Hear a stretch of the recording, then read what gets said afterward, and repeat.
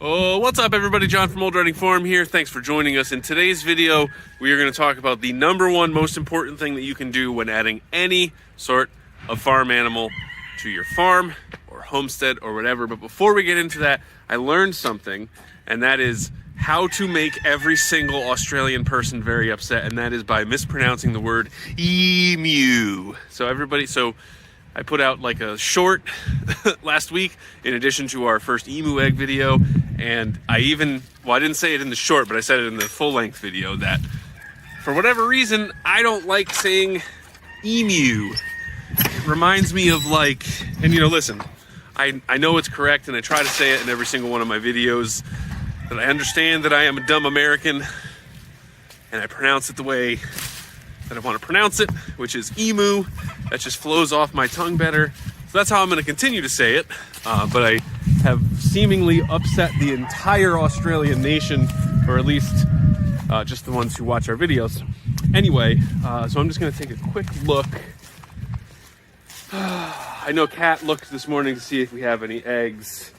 And we don't. They've been eating. We've been giving them some treats of kale, which I know, like, how would that ever be a treat for anybody, right? Who likes kale? Apparently emus like kale, so emus. But anyway, so what do you think? I wanted to give a shout out to Norma Branson. I know she's a big fan of ours. So me and the emus say hi. What are you doing? Aren't these guys cool? They're a little creepy because they always sneak up behind me. I'm not sure exactly what they're doing. But what do you think? Yep. Anyway, so we have done lots and lots of videos about, important things for alpacas. When you have alpacas, important things for other animals, etc.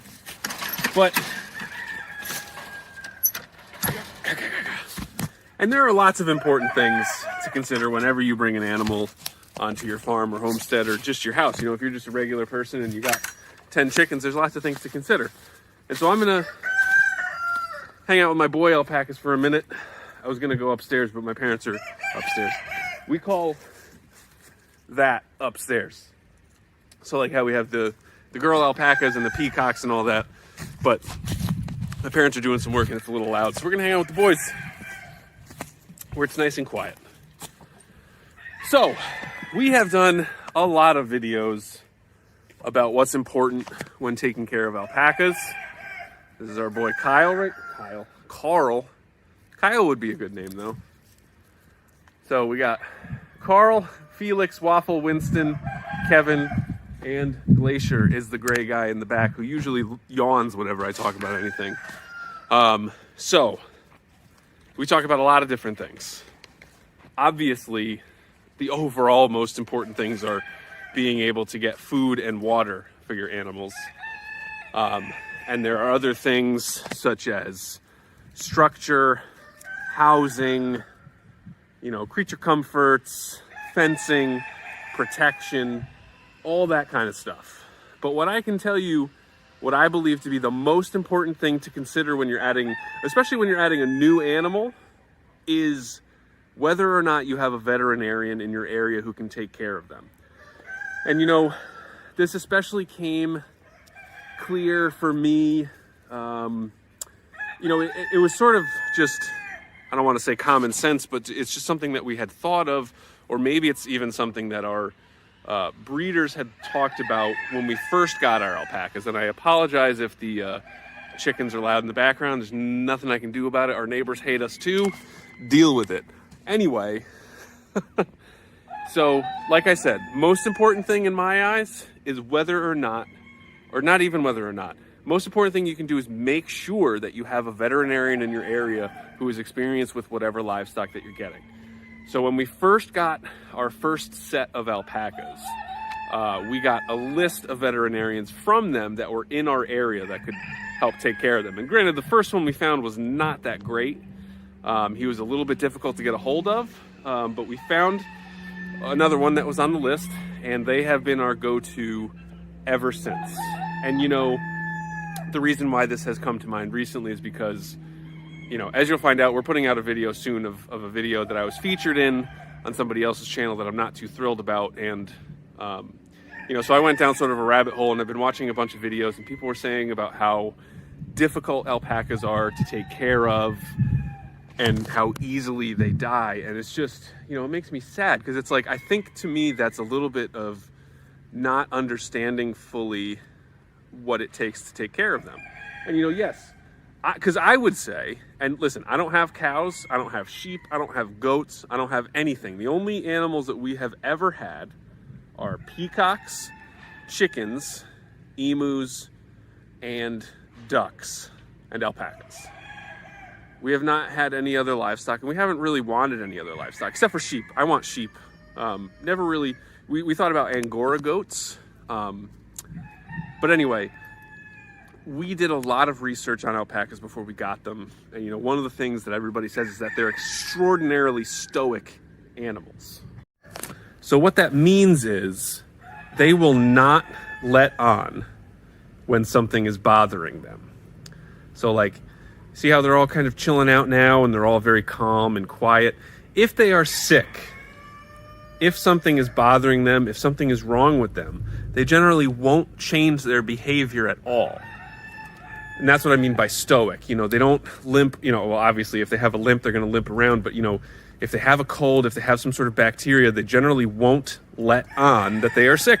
And I believe the whole reason for that is that technically they are prey animals. And that's another misconception about alpacas. A lot of people think llamas, alpacas, they're both guardian animals, when alpacas are not.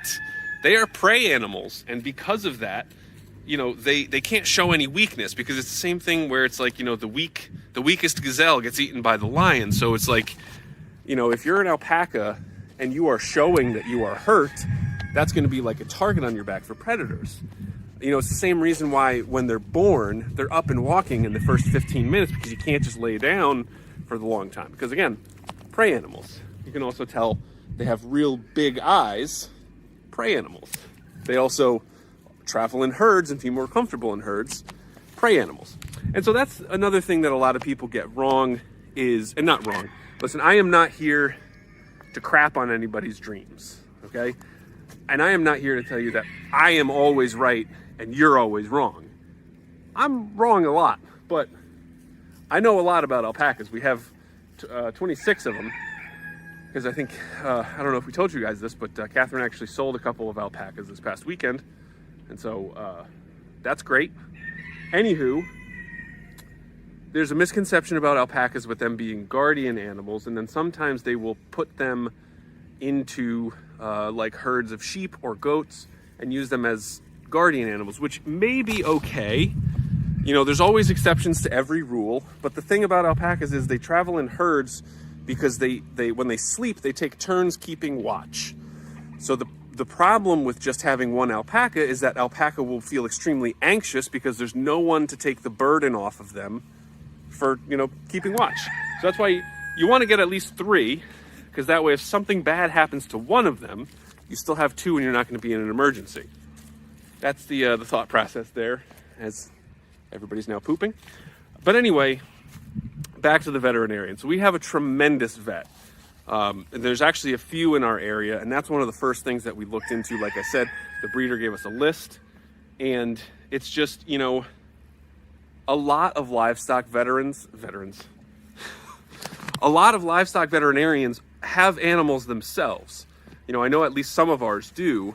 And so they understand what's going on. And so, when we have a sick animal, and so recently, man, Willow, which is one of our girl alpacas up there, she must have rolled into like a stick or a rock or something, and she got a big wound right on her butt. And, we called them, they came right out, they cleaned it up, they did, basically surgery at our farm to make sure they cleaned it out, cleaned out the infection. They did a second visit to check up because she had a little bit of an abscess. They gave, they cleaned it up again. They gave us instructions on how to clean it up again. And it's like, if they weren't here, we wouldn't have the know-how on how to fix it. Obviously we could probably wash it out and whatever, but I'm not an expert in suturing. I'm not an expert in infection removal. I'm not an expert in any of that. And that's one of those things, same thing with the shearer. Like, I would much rather pay an expert to do the right job than me futz around and mess it up. You know, and that's the thing, because like, if we mess around with that kind of thing, the alpaca is going to pass. And that's not a good thing. So granted, it's money out the door, but in my eyes, it's money well spent, because you want to have healthy animals. If you don't have healthy animals, what do you really have? Anyway, so my suggestion to you is, if you are looking into new livestock and you're trying to see if this animal is right for you, check and see if there's a local livestock veterinarian that can help you out with it. Because ours, like, we can bounce questions off them through text. We can call them. They answer all of our questions. They're very friendly. I think you'll find, for the most part, veterinarians are very friendly. You know, in general, people who like animals and take care of animals have a bond with each other. So find a good livestock vet. You know, it's going to be the best thing you can do for your animals. Anyway, that's going to do it for this video. Thank you guys for watching, and I'll see you next time. By the way, going to have a special video on Sunday, a premiere, I think at 10 a.m. So hopefully you guys can check in around then and watch it. It's one of those things where you put it up and then you can have sort of a live chat with it as it's going. Should be fun. See you later.